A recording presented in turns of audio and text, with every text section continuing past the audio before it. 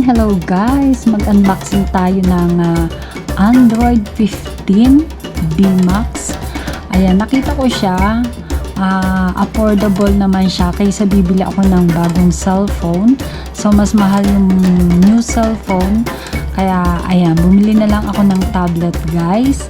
At ayan, nag-unboxing tayo. Ayan. Okay naman siya, maganda man siya.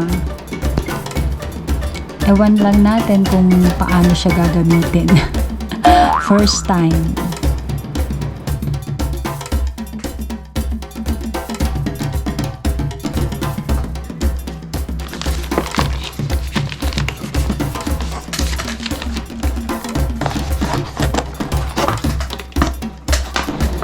Ayan, at ito yung manual niya.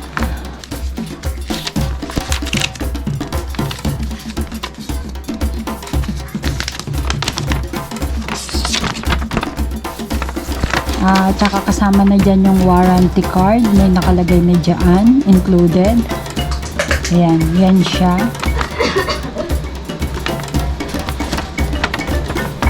Okay.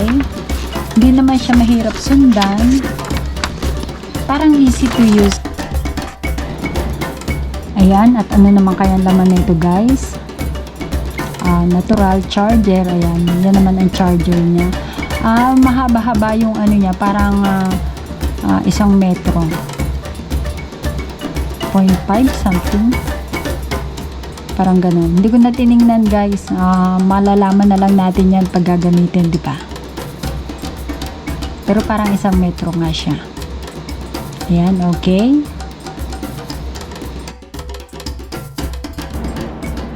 Ayan, then check the unit, yung mga saksakan, yung power on and volume and achuchuchu ever. Ayan. I-turn on natin, i-power on natin para makita natin kung paano na ba siya gagamitin guys. Guys, ano siya, maganda siya. Android 15, 12GB plus 128GB. Tapos nagtanong ako sa pamangkin ko kasi kung okay siya, kasi nga hindi naman ako marunong ng ganto at first time nga ganun. Sabi niya okay naman daw kasi expandable naman siya up to 1 terabyte. Ganun. O, yan ang ganda guys.